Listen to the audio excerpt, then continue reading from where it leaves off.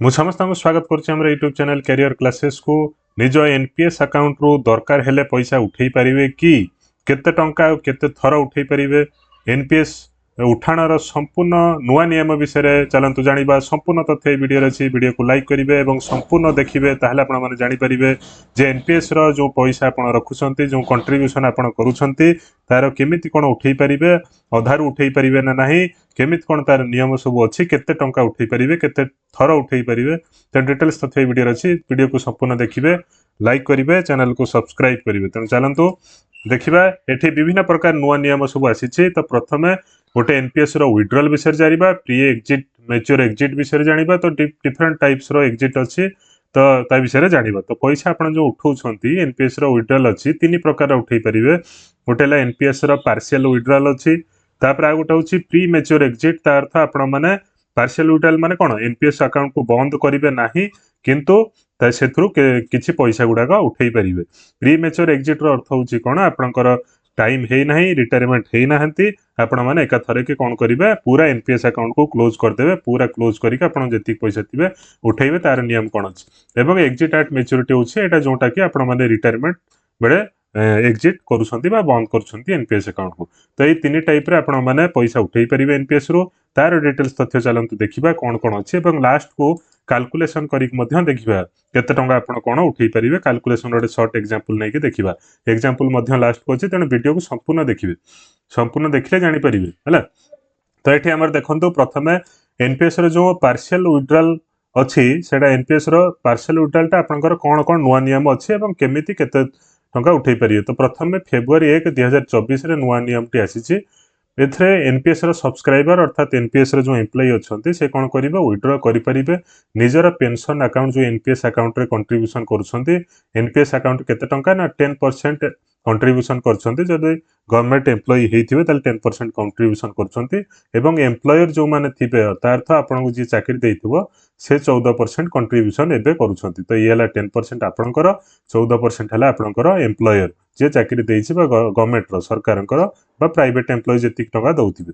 तो एटा हे गेला हमर कोन पार्शियल विड्रॉल रो पूर्व एटा जानिया दरकार 10% 14%। तो एटा होछि आपनकर एटा होछि एम्प्लॉयर। तो एठी कोन कहिला से जदि आपण माने मिनिमम 3 वर्ष कंप्लीट कर देइथिबे चाकरी रो ताहाले आपण माने जाई कि निज पेंशन अकाउंट रो पैसा विड्रॉल करिया पई पार्शियल विड्रॉल करिया पई एलिजिबल हेबे। जदि 3 वर्ष मिनिमम 3 वर्ष चाकरी पीरियड ता दरकार। तापर आपनकर केते टंका विड्रॉ करि परिबे ना 25% ऑफ हिज कंट्रीब्यूशन। ता अर्थ आपनकर जति कंट्रीब्यूशन आपण करथिबा अर्थात आपण माने जदि गवर्नमेंट एम्प्लॉय अछंती 10% लेखा निज सैलरी रु काटिकी एनपीएस अकाउंट को दउछंती।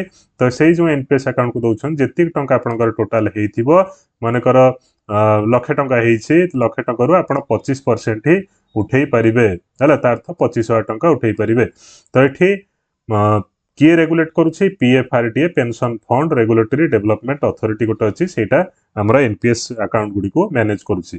तो NPS can only be drawn from employees contribution. ता अर्थ आपण ए जो दी प्रकार फंड आसुछि गोटे आपनकर निजर गोटे गवर्नमेंट रो। तो आपण निजर जति कम पैसा कंट्रीब्यूशन डिपॉजिट करछंती सेही थ्रू ही आपण माने 25% ता उठेई परिबे। तापर आपनकर एनपीएस जो दउछंती सेथरे एम्प्लॉय रो कंट्रीब्यूशन किछि उठेई परिबे नाही अर्थात गवर्नमेंट पैसा रो आपण किछि उठेई परिबे नाही।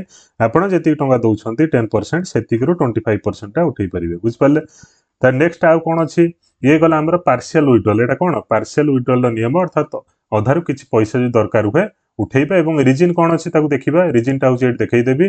तो प्रथम ता पूर्व होछि प्री मैच्योर एग्जिट। ता अर्थ जदि पूरा एनपीएस अकाउंट को बंद करिया चाहिबे ताहले कोन हबो ताकू कोनती प्री मैच्योर एग्जिट। ता अर्थ आपनकर टर्म पूरी नाही रिटायर्ड हे नांती किंतु चाहुछंती एनपीएस अकाउंट को टोटली मु बंद कर देबी। तो एनपीएस अकाउंट को कोन करबी क्लोज करबी। तो क्लोज करिया पे आपनको मिनिमम 5 वर्ष कंट्रीब्यूशन हेइथिबा दरकार। मिनिमम 5 वर्ष आपण जदि एनपीएस रे कंट्रीब्यूशन करिथिबे ताहले से अकाउंट को क्लोज करिया पे एलिजिबल हेबे। एवं टोटल कॉर्पस अमाउंट जदि आपनकर 2.5 लाख रु कम हेइथिबो ताहले सब जगह पैसा एका थरे को उठेई देबे। बुझ पाले। जदि 2.5 लाख रु कम हेइथिबो बा 2.5 लाख हेइथिबो ताहले आपण माने सब जगह पैसा को एट ए टाइम उठेई परिबे जदि 5 वर्ष भीतर आपण क्लोज करूछंती। मिनिमम 5 वर्ष दरकार 5 वर्ष पर है। तापर if corpus is more than 2.5 lakh अर्थात जदि आपनकर एनपीएस अकाउंट रो जति पैसा रखछंती सेटा होछ 2.5 लाख रो अधिका ही होछि ताहले आपण माने कोन करिवे ना सेथरो 80% कर्पस को आपणकर कोन करा जिवो ना गोटे एनुइटी अर्थात पेंशन आकर 80% फंड टा पळैबो आ 20% जहा थिवो सेटा को आपण एट ए टाइम बा लमसम आकर उठै परिवे हला बुझ परछंती ना नाही जदि 2.5 लाख रे आपणकर टोटल अमाउंट जेति डिपोजिट करछन सेटा अधिक हे जाउछ मानकर 5 लाख हे जाउछ ताले कोन हबो ना से केस रे आपणको केवल 80% 20% आपको लमसम एट ए टाइम मिल 20% उठे पारे बाकी जो 80% रहा सेटार कौन हम पेंशन हम मंथली पेंशन कर बुझिपारे तापर अपन रिचिंग जदि आप ये गला प्री मेच्योर एक्जिट ये तीन टा हूँ प्री मेच्योर एक्जिट जदि आप कौन करेंगे ना टोटाल 60 वर्ष हो गला रिटायर्ड हो गले ताहले आपण पैसा उठाक चाहते या डिटेल वीडियो जोटा हूँ एक्जिट एट मेच्योरिटी एटा डिटेल वीडियो लास्ट को देदेवी तार पैसा अर्थात रिटायरमेंट पर आप केते टंका पाइबे कौन करेंगे केते टंका उठेबे तार डिटेल वीडियो अच्छी 60% जदि आपंकर 5 लाख टंकार कम होता एट ए टाइम सब जगह उठेदेवे किंतु जदि अधिका हो 5 लाख रु रिटायरमेंट बेले है ताहले आपंकर कौन हम ना 60% जो लमसम अच्छी ताकू उठे पारे आ 40% कौन हम मंथली पेंशन हम या पूरा डिटेल वीडियो कराई देखिपारे लास्ट को जाइए तो ये रिजन कौन अच्छी पैसा जो उठेबे कहीं उठेबे कौन रिजन कौन थी दरकार रिजन हूँ कौन ना जदि आपंकर चिल्ड्रेन हायर एजुकेशन दरकार चिल्ड्रेन मैरेज दरकार मैरेज दरकार तापर परचेज ऑफ फास्ट हाउस आप घर किणापी दरकार जदि घर ना टोटाली आप घर किणा चाहते हम आप जमा ना फास्ट है तापर आपंकर ट्रिटमेंट होती किसी इलनेस हॉस्पिटलाइज होती आप उठे पारे डिजीज भितर cancer kidney failure and other disease अच्छी देखिपारे तापर आपंकर आउ कौन कौन रिजन अच्छी कौन आप एनपीएस विड्रॉल करेंगे ना सेटा हूँ मेडिकल इनसीडेंशियल इन जदि एक्सीडेंट हो गला मेडिकल केस है उठे पारे एनपीएस सब्सक्राइबर किसी स्किल डेवलपमेंट किसी ट्रेनिंग नापी चाहते ताहले से उठे पारे आउ किसी स्टार्टअप करने चाहते एनपीएस अकाउंट रु पैसा उठे पारे पार्शियल विड्रॉल करेंगे तापर आपंकर लिमिटेशन कौन अच्छी जदि पार्शियल विड्रॉल करने चाहते कौन मन इच्छा उठेदेवे जिते चाहिए से उठेबे तेणु तार नियम कौन अच्छी ना maximum 3 withdrawals in life time तार अर्थ आपण जीवन काल भितर मैक्सिमम 3 थर उठे पारे बेसी उठे पारे ना तापर 3 थर उठे बेले 3 थर 3 वर्ष गैप प्रति थरक 3 वर्ष गैप लेखा रहा दरकार तार तो थरे उठे पुणी 3 वर्ष पर आउ थे उठे पुणी 3 वर्ष मिनिमम उठेया दरकार ना पार ना तो गैप जदि किसी एक्सेस डिजीज होती किडनी फेल्योर होती कौन 3 वर्ष वेट करेंगे डिजीज क्षेत्र में से कैलकुलेशन कर जो चाहिए उठे पारे मैक्सिमम 3 थर उठे पारे तापर आपंकर हूँ